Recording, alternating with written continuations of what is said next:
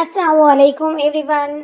आज हम लेकर आए हैं एक और दिल को छू लेने वाला उर्दू नावल की कहानी, जिसमें मोहब्बत भी है, ज़बरदस्ती भी है और ज़िंदगी का वो राज भी है जो हर किसी को सोच में मजबूर कर दे। चलिए शुरू करते हैं आज की इस स्टोरी को। रात की से घेरी होती जा रही थी। एक मुतवस्सित तबके के छोटे से घर से चीखने चिल्लाने और किसी के रोने की आवाज़ें आ रही थी। बेचारी मासूम सी बच्ची, अल्लाह बचाए ऐसे दरिंदों से। एक खातून जो गली से गुजरते अपने घर की तरफ जा रही थी, चीखने चिल्लाने की आवाज़ सुनकर अफसोस से कहती आगे बढ़ गई। ये तो रोज़ का मामूल था, जिससे मोहल्ले वाले भी अच्छे से वाकिफ हो चुके थे। बोल, किससे तेरा आंख में टका चढ़ रहा है? वलीद ने गुस्से से अरहा को बालों से पकड़े ज़मीन पर धक्का दिया कि गिरते ही बुरी तरह सोफे का कोना इसके गाल पर लगा। मैं सच कह रही हूँ, मैंने कुछ नहीं किया। अरहा गाल में होती तकलीफ बर्दाश्त करती रोती हुई बोली। इसके बाल चेहरे पर बिखर चुके थे, दुपट्टा सीढ़ियों पर ही गिर गया था जब वलीद ने सारे घर वालों के सामने इसे कमरे से घसीट कर लॉन्च में लाकर पटका था। अरे तभी मैं कहूँ, आए रोज ये ऊपर कपड़े क्यों उतारने जाती है? वलीद की वालदा शमीम आरा ने नफरत से अपने तख्त पर बैठे 5 बातें कहा। कसम ले ले, मैंने कोई धोखा नहीं किया आपके साथ। वो शांति के सर में दर्द था, इसी वजह से मैं कपड़े उतारने गई थी। मैंने इससे कोई बात नहीं की। अरहा बालों की लट चेहरे से हटाती बहते आंसू के साथ वलीद को देखती बोली। हाय देख, कैसी बेशर्म लड़की है, अपना गुनाह छुपाने के लिए तेरी बहन पर इल्जाम लगा रही है। शमीम आरा ने अरहा की बात पर पान की पेक थूकते नफरत से अरहा को देखते कहा, नहीं सच में। अरहा खौफ से नफी में सर हिलाने लगी। बकवास बनकर अपनी सब जानता हूँ, तेरा सारा सारा दिन सामने वालों का लड़का छत पर और हमारे घर के पास क्यों पाया जाता है? बगैर तुझ जैसी लड़की पर भरोसा करके ही गलती की है मैंने। तू इतबार की लायक ही नहीं। मैं तुझे तलाक देता हूँ, तलाक देता हूँ, तलाक देता हूँ। दफा हो जा मेरी नजरों के सामने से। फलीद गुस्से से अरहा को लात मारता इससे अपना हर रिश्ता तोड़ गया। अरहा ने सदमे से वलीद की तरफ देखा, जिसने 1 साल के रिश्तों के एक लम्हे में खत्म कर दिया था। ये क्या किया तूने वलीद? शमीम आरा, जो पहले तो सारे लगे तमाशे से लुत्फ अंदोज हो रही थी, अपना सर पकड़ती फौरन वलीद के पास आई। यूसुफ जई हवेली का बहरोनी गेट गार्ड ने फौरन लपक कर खोला तो स्याह रंग की चमचमाती हुई रिंच रोड पोर्च में दाखिल हुई। सलाम शाह साईं। गार्ड ने फौरन आगे बढ़ते गाड़ी का दरवाज़ा खोला और अदब से सर झुकाकर सलाम किया। वालेकुम अस्सलाम। स्याह रंग के सूट बूट, स्याह रंग की पैंट पर डार्क ब्राउन रंग की टी शर्ट पहनी, आंखों से सनग्लास हटाते बगैर गार्ड की तरफ देखी अंदर की तरफ बढ़ गया। शयान यूसुफ जई हवेली में दाखिल हुआ तो इसकी नज़र सोफे पर लेटे हवेली के नापसंदीदा शख्स पर पड़ी, जो मजे से टीवी चलाई कोई मूवी देख रहा था।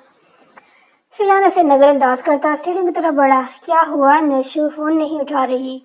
सीढ़ियाँ चढ़ते शयान के कदम मुकाबल की आवाज़ पर रुके। So sad. यकीनन इसे पता चल गया होगा कि इसे तुम जैसी कंगाल से कुछ नहीं मिलने वाला, क्योंकि सारे बिजनेस और प्रॉपर्टी का मालिक मैं और मेरी मोम है। अबरार चेहरे पर मुस्कुराहट लिए जफर करदा शयान के सामने आकर खड़ा हुआ। लड़की भी तभी मिलती है जब जेब में 4 पैसे हों, और तुम जैसे कंगाल का कोई मुंह लगाए ही ना। पता है, जब मैंने निशु को बताया कि यूसुफ जई इंडस्ट्री का मालिक मैं हूँ, तो फौरन से तुम्हारा नंबर ब्लॉक करती मुझसे दोस्ती करेगी। काश तुम इस वक्त वहाँ अपनी हुई जिल्लत देखने के लिए मौजूद होते। मैं तुम्हारा चेहरा देखना चाहता था। अबरार कह लगाते हो बोला, मैं तुम्हारे सामने खड़ा हूँ, अब देख लो। क्या मेरे चेहरे पर कोई पछतावा नजर आ रहा है तुम्हें? नहीं ना। तुम्हारी ये हसरत हमेशा हसरत ही रहेगी। धोखे से तुमने और तुम्हारी माँ ने मेरे बाप से बिजनेस के पेपर साइन करवा लिए, मगर ये मत भूलो कि यह हवेली अभी भी दादी के नाम पर है। बहुत जल्द सब कुछ वापस से मेरा होगा। शयान अपने हाथ पॉकेट से निकालता अबरार का कॉलर सेट करने लगा। और ये 2 टके की लड़कियां तुम्हें ही मुबारक हो। क्या निशु ने तुम्हें नहीं बताया कि इसका नंबर मैंने ब्लॉक किया था? कल रात लशारी के बेटे के साथ पार्टी में मौजूद थी। है तुम्हारे जैसे नीच के लिए तुम्हें निशु जैसी ही लड़की मुबारक हो। प्यारे सतीले भाई, अभी छोटे हो तुम, अपनी माँ की चालाकियों में लोगों को परखना नहीं सीखा तुमने। शयान अबरार का गाल थपथपाता अपनी कमरे की तरफ बढ़ गया। देख लूंगा तुम्हें भी। जिस हवेली पे तुम इतना अकड़ाते हो ना, बहुत जल्द ये भी तुम्हारे पास नहीं रहेगी। अबरार गुस्से से कहता शमाइला बेगम के कमरे की तरफ बढ़ गया। मॉम, अब बस बहुत हुआ। कुछ भी करके ये हवेली मेरे नाम करवाएं और इस शयान को इस घर से निकालें। ابرار تن فن کرتا شمائلہ بیگم کے کمرے میں داخل ہوا۔ بیٹا تم ٹینشن کیوں لیتے ہو، یہ کام بھی بہت جلد ہو جائے گا۔ ہونٹوں پر لپسٹک لگاتے شمائلہ بیگم نے اطمینان سے کہا۔ آپ کہیں جا رہی ہیں کیا؟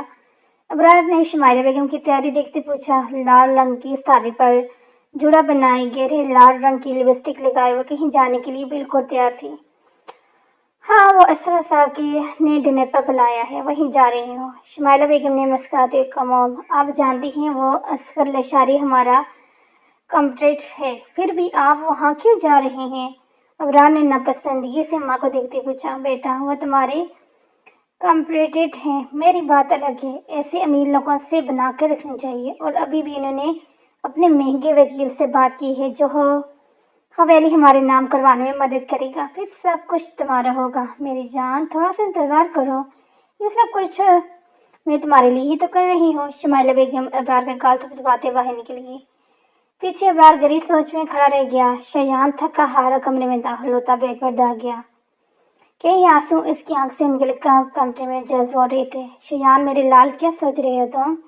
بی جان جو کمرے میں داخل ہوئی تھی بیڈ پر بیٹھے شایان کے بالوں میں ہاتھ چلاتے پوچھا۔ یہی سوچ رہا ہوں دادی کے بابا نے جانے کے بعد سب بدل گیا۔ وہ کمپنی جہاں میں بچپن میں بابا کے ساتھ جایا کرتا تھا، اب وہاں میرا داخلہ ممنوع ہے۔ اس گھر پر بھی ان ماں بیٹی کی نظر ہے۔ کیا میرے بابا کی کسی چیز پر حق نہیں؟ میرے بابا نے ابرار کو مجھ سے آگاہ رکھا، اس کی فرمائشیں پوری کی، اور مجھے تو بچپن میں بورڈنگ میں بھیج دیا تھا۔ ابرار کے ہر خاص موقع پر وہ اس کے ساتھ ہوتے تھے اور مجھ سے ہمیشہ بے خبری ہی رہے۔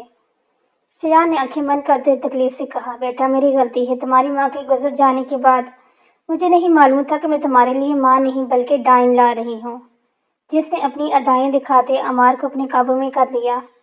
شروع میں عمار تو مجھ سے محبت کرتا تھا، مگر ابرار کے پیدا ہونے کے بعد اس ڈائن نے عمار کے دل میں تمہارے لیے زہر بھرنا شروع کر دیا اور صرف ابرار کو ہی محبت پیار دیا۔ میرے بچے میں جانتی ہوں کہ تمہارے ساتھ بہت زیادتی ہوئی، مگر تم فکر مت کرو، مزید اب کوئی زیادتی نہیں ہونے دوں گی میں تمہارے ساتھ۔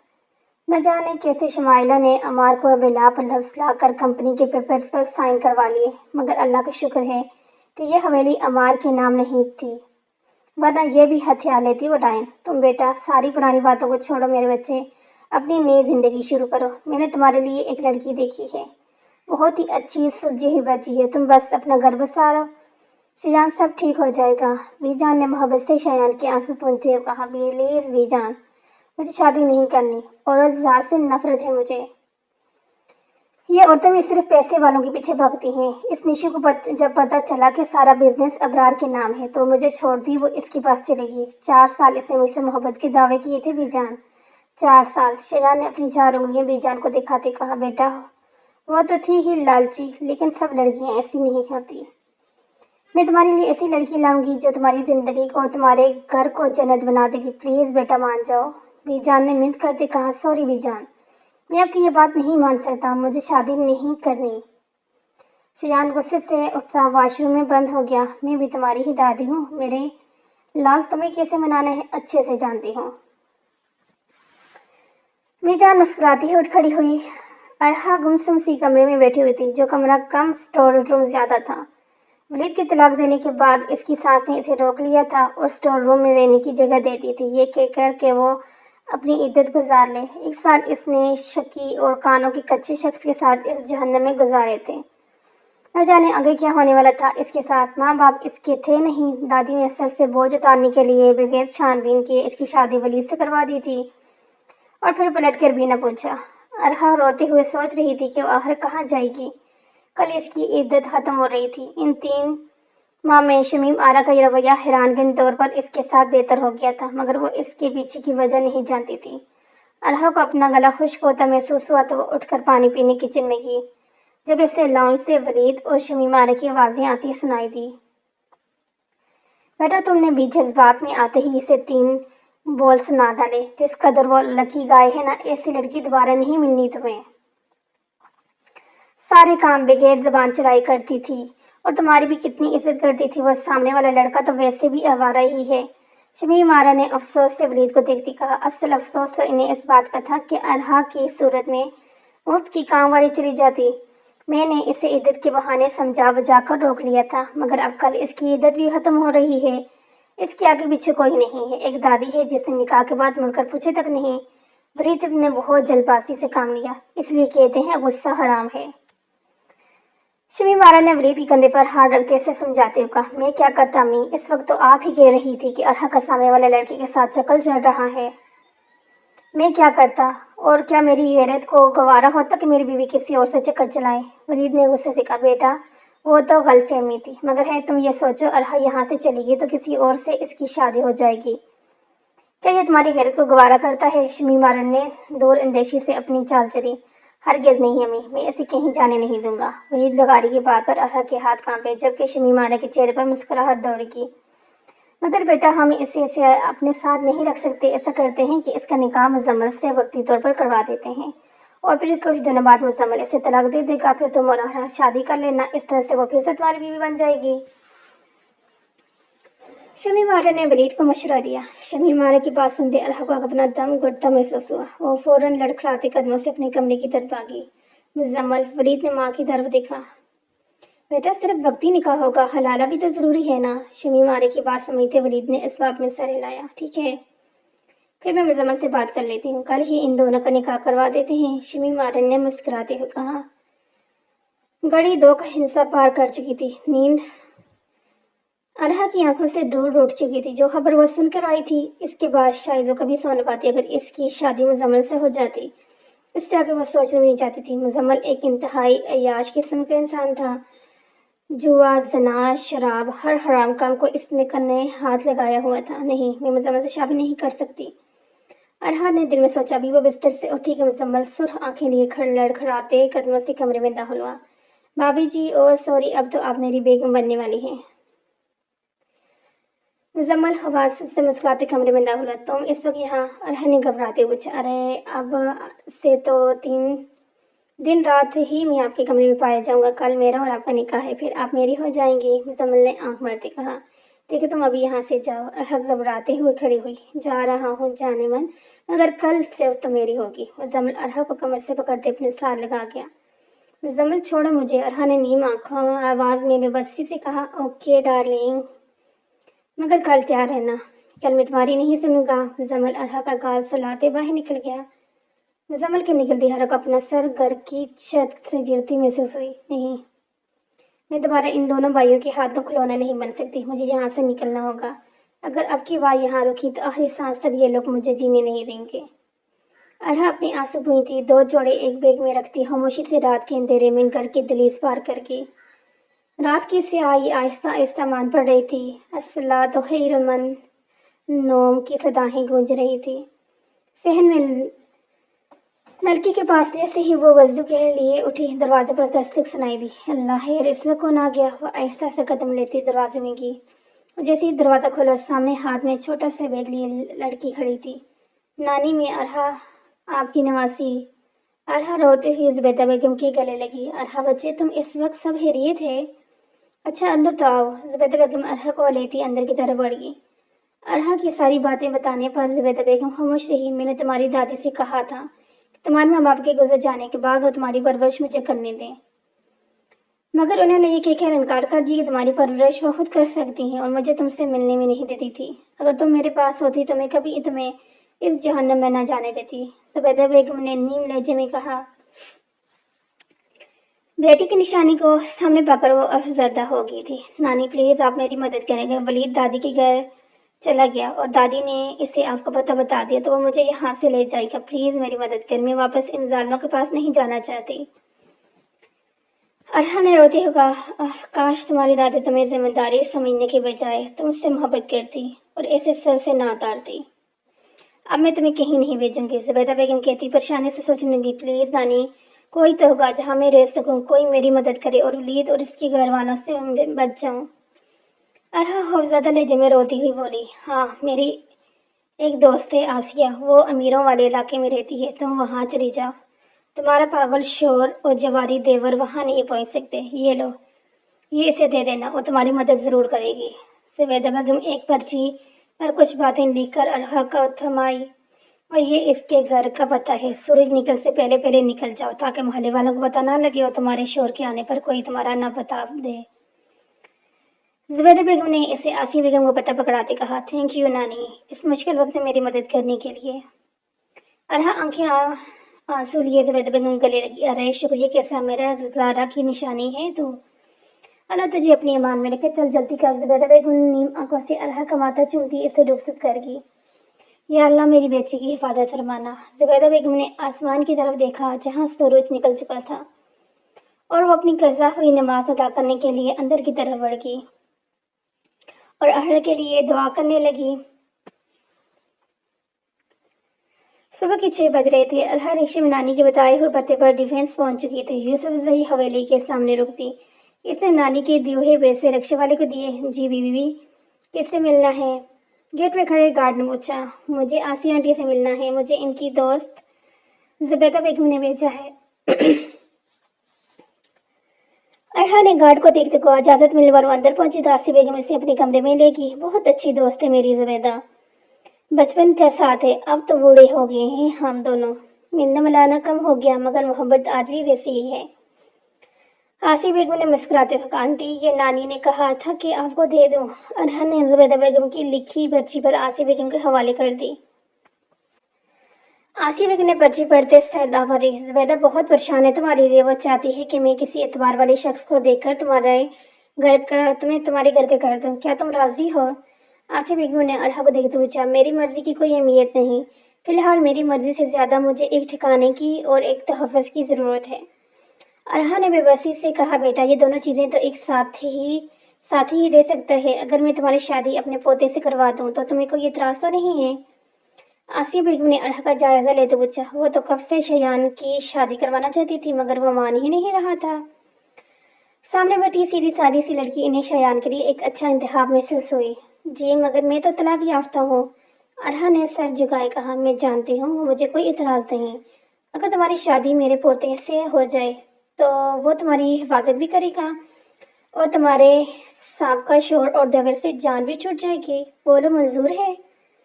آسیہ بیگم نے ارہا کو دیکھتے پوچھا۔ جیسے آپ کی مرضی۔ ارہا نے سر جھکائی اپنی رضامندی دے دی۔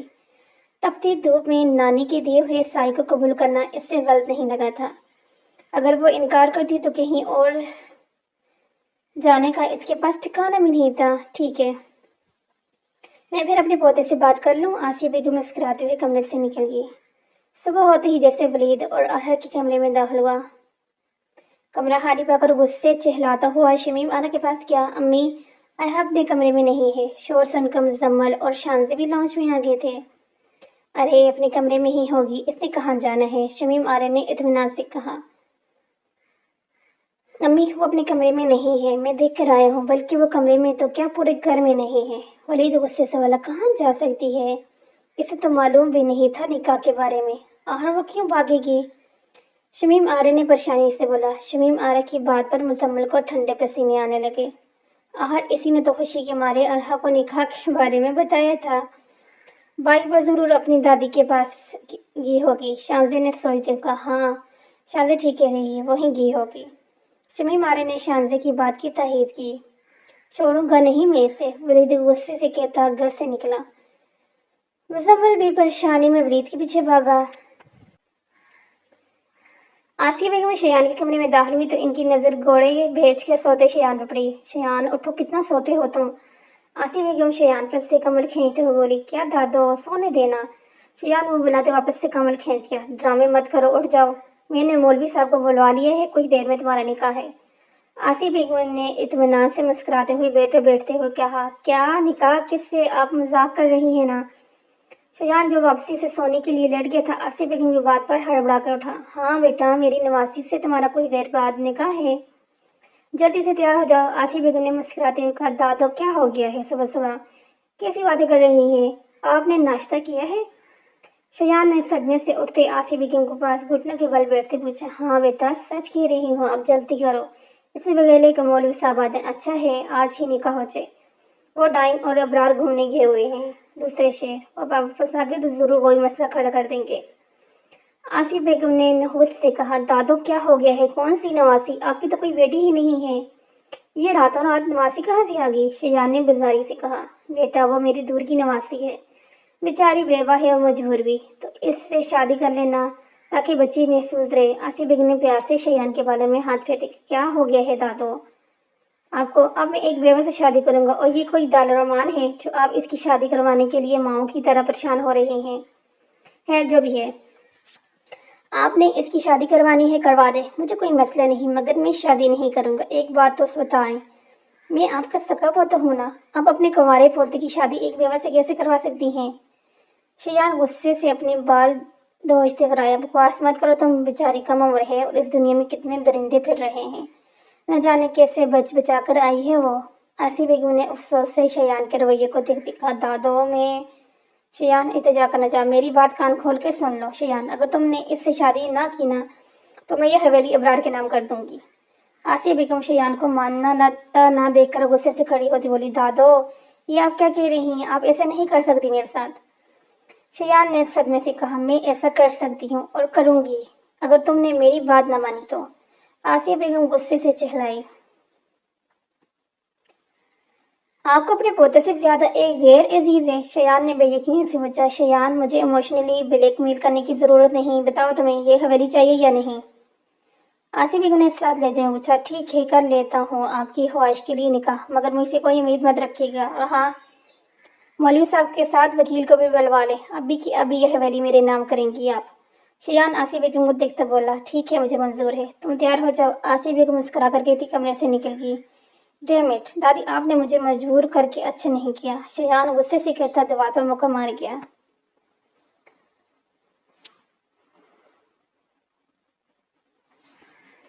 ڈائننگ روم میں چند لوگوں کی موجودگی میں شیان یوسف زئی سنجیدہ چہرے لیے بیٹھا تھا۔ اس کے سامنے ہی گھونگھٹ میں دادی کے ساتھ وہ انجان لڑکی بیٹھی تھی جس سے اس کا نکاح ہو رہا تھا۔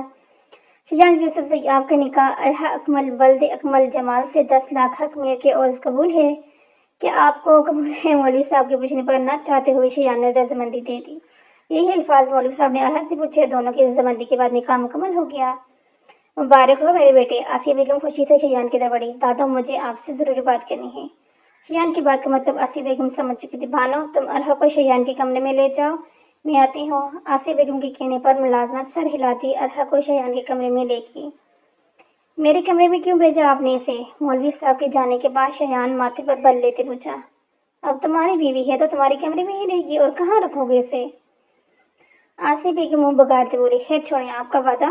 شیان نے آصف بیگم کو دیکھتے پوچھا۔ شہباز صاحب وہ فائل شیان کو دے دیجیے۔ آصف بیگم نے ڈائننگ روم میں بیٹھے وکیل صاحب کو کہا، جی میم، یہ لو شیان بیٹا، آج سے اس حویلی کے مالک آپ ہیں۔ میم آسیہ نے یہ حویلی آپ کے نام کر دی ہے۔ وکیل نے مسکراتے ہوئے فائل شیان کو پکڑائی۔ Thank you. شیان وکیل کے ہاتھ سے فائل لیتے سیڑھیوں کی طرف بڑھا۔ شیان بیٹا وہ بچی ہے، نرمی سے پیش آنا اس سے۔ شیان جو اپنے کمرے میں جا رہا تھا آصف بیگم کی آواز پر رک گیا۔ دادو آپ کو مجھ پر اتنا سب یقین نہیں؟ شیان نے حیرت سے پوچھا۔ ارے بیٹا یقین ہے، مگر یہ بھی تو معلوم ہے کہ تم غصے کی کتنے تیز ہو۔ آصف بیگم نے مسکراتے ہوئے شیان کے کندھے کو تھپتھپایا۔ شیان نفی میں سر ہلاتا اپنے کمرے کی طرف بڑھ گیا۔ یا اللہ بس سب کچھ ٹھیک کر رکھنا، کہیں ارحا کے منہ سے یہ نہ نکل جائے کہ وہ بیوہ نہیں طلاق یافتہ ہے، اگر ایسا ہو تو بہت مشکل ہو جائے گی۔ آصف بیگم پریشانی سے کہتی اپنے کمرے کی طرف بڑھ گئی۔ شیان کمرے میں داخل ہوا تو اس کی نظر صوفے پر ڈری سمی بیٹھی ارحا پر پڑی۔ تم ابھی تک ایسے ہی بیٹھی ہو، اٹھو اور چینج کرو جا کے۔ شیان نے گھونگھٹ میں بیٹھی ارحا کو دیکھتے ہوئے کہا، جی۔ ارحا نے کہتے ہی فوراً گھبراہٹ سے اپنا گھونگھٹ اٹھایا تو اسے دیکھتے ہی شیان حیران رہ گیا۔ تم سے میری شادی ہوئی ہے؟ عمر کیا ہے تمہاری؟ شیان نے سامنے کم عمر لڑکی کو دیکھتے پوچھا۔ 19 سال۔ ارحا نے گھبراتے ہوئے جواب دیا۔ او مائی گاڈ، تو تمہاری پہلی شادی کس عمر میں ہوئی تھی؟ شیان نے اپنی حیرانی پر قابو پاتے پوچھا۔ 18۔ ارحا نے ڈرتے ڈرتے بتایا۔ تم جاؤ جا کے چینج کرو، میں دادو سے بات کرتا ہوں۔ شیان کے تاب فوراً کمرے سے نکل گیا۔ ارحا گھبرائے ہوئے اندر اندازے میں فوراً واش روم کی طرف بڑھی۔ دادو دادو، شیان چلاتا ہوا آصف بیگم کے کمرے میں داخل ہوا۔ آصف بیگم کو نماز پڑھتا دیکھ وہ بے چینی سے ٹہلنے لگا۔ اب کیا ہو گیا؟ آصف بیگم نے سلام پھیرتے شیان کے سرخ ہوتے چہرے کو دیکھتے پوچھا۔ دادو وہ صرف 19 سال کی ہے اور میں 27 سال کا، آپ نے اتنی چھوٹی بچی سے میری شادی کروا دی۔ شیان صدمے اور حیرت کے مارے بے ہوش ہونے کے قریب تھا۔ بیٹا یہ کوئی اتنی زیادہ فرق نہیں ہے، اور ویسے بھی لڑکیاں جلدی سے سمجھدار ہو جاتی ہیں۔ آصیہ بیگم نے اس کے اعتراض کو رد کیا۔ دادو، مگر پھر بھی وہ کم عمر ہے، اور مجھے حیرت تو اس بات پر ہے کہ اس کی پہلی شادی بھی 18 سال کی عمر میں ہوئی تھی۔ اس کے گھر والے کیسے مان گئے؟ شیان نے ماتھا مسلتے پوچھا۔ بیٹا، ماں باپ اس کے ہیں نہیں، اس کی دادی نے کروا دی تھی۔ خیر، یہ بھی سب باتیں چھوڑو اور اپنے کمرے میں جاؤ۔ اب تم ہی اس کے گھر والے ہو، تو جو تمہیں بہتر لگے تم کرنا۔ آصیہ بیگم نے شیان کو کمرے سے باہر کرتا کہا۔ اف دادو، پتہ نہیں آپ نے مجھ سے کیا کیا چھپایا ہے۔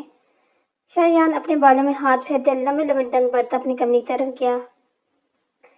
شیان کمرے میں داخل ہوا تو ارحا اپنے کپڑے تبدیل کر کے سادہ سا گلابی رنگ کا لون کا سوٹ پہنے صوفے پہ بیٹھی ہوئی تھی۔ شیان بغیر کچھ کے اپنے شرٹ اور ٹراؤزر الماری سے نکال کر ڈریسنگ روم میں داخل ہوا۔ شیان سیاہ رنگ کی شرٹ پر کریمی رنگ کا ٹراؤزر پہنے کمرے میں آ کر بیڈ پر دراز ہوا اور اپنی توجہ صوفے پر گھبرائی سی بیٹھی ارحا پر مرکوز کی۔ نام کیا ہے تمہارا؟ شیان نے سامنے بیٹھی اپنی شریک حیات کا جائزہ لیتے پوچھا۔ اپنی انگلیاں چٹھاتی گھبرائی سی بالوں کی لٹ بار بار پیچھے کرتی وہ اسے سیدھی سادھی لگی تھی۔ ارحا نے دھیمی آواز میں کہا۔ ارحا، ادھر آؤ۔ شیان نے اسے بیڈ پر بیٹھنے کا اشارہ کیا۔ ارحا آہستہ آہستہ قدم اٹھاتی بیٹھ کے تو اسی طرف آ کر بیٹھ گئی۔ کتنا پڑھا ہے تم نے؟ شیان نے ارحا کو دیکھتے پوچھا۔ میٹرک۔ ارحا نے یک لفظی جواب دیا۔ آگے پڑھنے کا شوق ہے؟ شیان نے پھر سوال کیا۔ ارحا نے فوراً نفی میں گردن ہلائی۔ کیوں؟ شیان نے نہ سمجھے سے پوچھا۔ دادو کہتی ہیں کہ پڑھی لکھی لڑکیوں کا دماغ خراب ہو جاتا ہے۔ ارحا نے ڈرتے ہوئے فوراً کہا۔ بالکل غلط، پڑھی لکھی لڑکیوں کو شعور آتا ہے، اور مجھے پڑھی لکھی لڑکیاں پسند ہیں جو اپنے حق کے لیے لڑ سکیں۔ شیان نے مسکراتے ہوئے کہا۔ اچھا ہے، چھوڑو۔ دادا نے تمہیں بتایا کہ میں بے روزگار ہوں، میرے پاس جاب نہیں ہے؟ شیان نے فوراً سیدھا ہوتے ارحا کے تاثرات جاننے چاہے۔ نہیں تو انہوں نے تو نہیں بتایا۔ ارحا نے نفی میں گردن ہلائی۔ لو جی، دادی نے تو تمہارے ساتھ دھوکہ کر دیا۔ شیان نے ارحا کے حیران تاثر کو دیکھتے افسوس سے کہا۔ پھر ہم کھائیں گے کیسے؟ ارحا نے پریشانی سے پوچھا۔ ارے ٹینشن نہیں لینی، میں روز یتیم خانے جاتا ہوں، وہاں سے کھا کر آتا ہوں، فری کا ملتا ہے وہاں، تمہیں بھی لے جاؤں گا۔ شیان نے اپنی ہنسی ضبط کرتے کہا۔ جی، میرا مطلب اتنے بڑے گھر میں رہتے ہوئے آپ یتیم خانے سے کھاتے ہیں؟ ارحا نے حیران کن لہجے میں پوچھا۔ ہاں۔ ارحا کی بات پر شیان کا کہہ کمرے میں گونجا۔ میں مذاق کر رہا تھا۔ شیان کے ہنسنے پر ارحا نے آنکھیں چھوٹی کیے اسے گھورا۔ اچھا سوری، میری بات سنو۔ شیان نے سنجیدہ لہجے میں کہا۔ یہ شادی دادو کی مرضی سے ہوئی ہے، میں تو شادی کرنا ہی نہیں چاہتا، مگر اب ہوگی تو کیا کر سکتے ہیں؟ شیان مسکراتے ہوئے۔ مطلب آپ مجھے چھوڑ دیں گے؟ ارحا نے پریشانی سے پوچھا۔ نہیں، میں نے ایسا تو نہیں کہا، پہلے میں راضی نہیں تھا، مگر نکاح نامے پر سائن کرتے یہ ضرور سوچ لیا تھا کہ کبھی نہ کبھی کسی سے تو میری شادی ہونی ہی تھی، تو تم سے ہوگی۔ میں ایک سادہ سا آدمی ہوں، بچپن سے ہاسٹل میں پلا بڑا ہوں، رشتوں کے معاملے میں کافی غریب ہوں۔ ویسے تو میں اصل میں بھی غریب ہی ہوں۔ شیان نے کہتے کہتے ہنس پڑا۔ اس کی ہنسی میں ماضی کی تکلیفوں کی جھلک تھی۔ میرے پاس دادی کی دی ہوئی یہ حویلی اور بابا کی میری گریجویشن پر دی گئی رینچ روڈ کے علاوہ کچھ نہیں ہے، اور دادی کے علاوہ میرے پاس اور کوئی رشتہ نہیں۔ تم چھوٹی ہو ابھی، میں تمہیں اور ہمارے رشتے کو وقت دینا چاہتا ہوں۔ آئی ہوپ تم میری مشکلات اور پریشانی کو سمجھو گی۔ شیان نے امید سے ارحا کو دیکھتے پوچھا۔ جی، ارحا نے جھجکتے ہوئے اسباب میں سر ہلائی۔ گڈ، چلو کافی رات ہو گئی ہے، سو جاؤ۔ شیان نے کہتے لائٹ آف کر دی۔ آصیہ بیگم ڈائننگ ٹیبل کی سربراہی کرسی پر بیٹھی ناشتے کا انتظام دیکھ رہی تھی۔ جب شیان اور ارحا سیڑھی سے اترتے ڈائننگ روم ٹیبل پر آئے۔ ماشاءاللہ، بہت پیارے لگ رہے ہیں دونوں۔ اللہ نظر بد سے بچائے۔ آصیہ بیگم نے مسکراتے ہوئے دونوں کی بلائیں لی۔ دادی خوش مت ہوں، آپ نے مجھے مجبور کیا تھا شادی کے لیے۔ بولا نہیں ہوں میں، شیان نے مصنوعی ناراضگی چہرے پر لائے کہا، جس پر ارحا کی ہنسی چھوٹ گئی۔ چھوڑو اس پاگل کو، تم کیسی ہو میری گڑیا؟ آصیہ بیگم شیان کے بارے میں کہتی ارحا کا ماتھا چوم گئی۔ واہ دادی، واہ، ان میڈم کے آتے ہی آپ نے پارٹی ہی بدل گئی، کل تک تو میرا ماتھا چومتی تھی آپ۔ شیان نے صدمے سے کہا۔ تو اب تمہاری بیوی بھی مجھے تمہاری طرح عزیز ہے؟ آصیہ بیگم نے مسکراتے ہوئے کہا۔ ابھی وہ لوگ باتیں ہی کر رہے تھے کہ کچھ لوگ زبردستی گھر میں داخل ہو گئے۔ जुबैदा बेगम को धमका कर वलीद ने अरहा का पता किया। अच्छा तो यहाँ छुपी बेटी है तू? वलीद गुस्से से चिल्लाता। अरहा की तरह कौन हो तुम लोग और ऐसे कैसे चले आए? शयान गुस्से से मुजम्मिल को धक्का देकर चलाया। साहब जी, ये लोग जबरदस्ती गार्ड को जख्मी करते घर में घुसे आए हैं। मुलाजिम ने शयान को देखते हुए कहा, हम तुम लोगों को कुछ नहीं कहेंगे, सिर्फ इसको लेने आए हैं। चल हमारे साथ, वलीद कहता गुस्से से अरहा को घसीटने लगा। छोड़ इसे, तेरी हिम्मत कैसी हुई मेरी बीवी को हाथ लगाने की? शयान गुस्से से वलीद को धक्का देते अरहा को अपने पीछे कर गया। ये मेरी बीवी है। वलीद शयान का कॉलर पकड़ते चला आया। अरहा क्या कह रहा है ये? आसिया बेगम ने बेयकीनी से अरहा को देखते पूछा। दादी, ये झूठ वो कह रहे हैं। इसने मुझे तलाक दे दी थी और अब अपने छोटे भाई से शादी करके हलाला करवाना चाहता था, मगर मैं घर से भागी। अरहा रोती हुई बोली। क्या? मगर दादी, आपने तो कहा था अरहा बेवा है। शजान ने बेयकीनी से आसिया बेगम को दिखा। छोड़ो सारी फजूल की बातें, अरहा मेरे साथ जाएगी। वलीद गुस्से से कहता अरहा की तरफ बढ़ने ही लगा था कि शजान ने गुस्से से वलीद का मुंह पर मुक्का जड़ा दिया कि वह जमीन पर जा पड़ा। दफा हो जाओ यहाँ से, वरना अभी के अभी पुलिस बुलाऊंगा और सारी जिंदगी के लिए तुम दोनों को जेल जाओगे। शजान गुस्से से चलाए। भाई चले चलते हैं। मुजम्मिल ने पुलिस का नाम सुनकर घबराते हुए जमीन पर पड़े गिरे वलीद को उठाने लगा। देख लूंगा तुझे। वलीद अपने होंठ से निकलता खून साफ करते बाहर निकल गया। शजान में क्यों झूठ बोला मुझसे कि ये बेवा है? शजान आंखों में नीवी लिए आसिया बेगम की तरफ बढ़ा।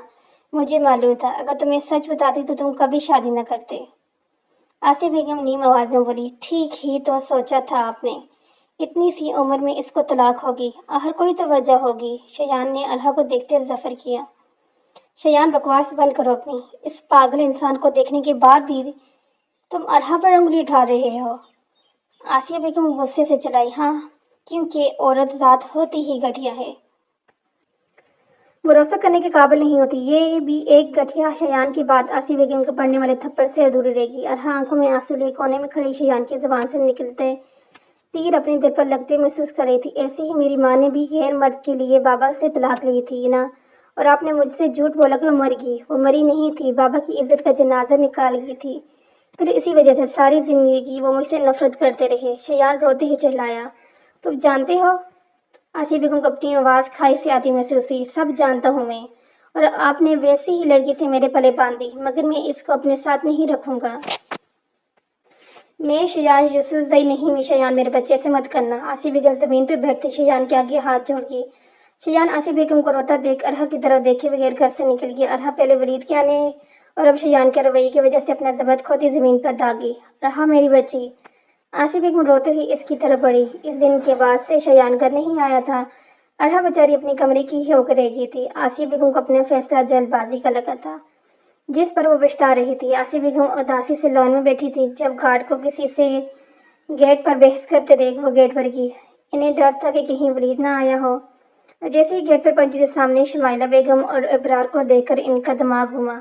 तुम दोनों यहाँ क्या लेने आए हो? आसिया बेगम ने गुस्से से इन दोनों को देखते पूछा। क्या मतलब बता दो। घूमने गए थे, अब वापस अपने घर आए हैं। इब्रार ने मुस्कुराते हुए कहा। ये तुम्हारा नहीं, अब शयान का घर है।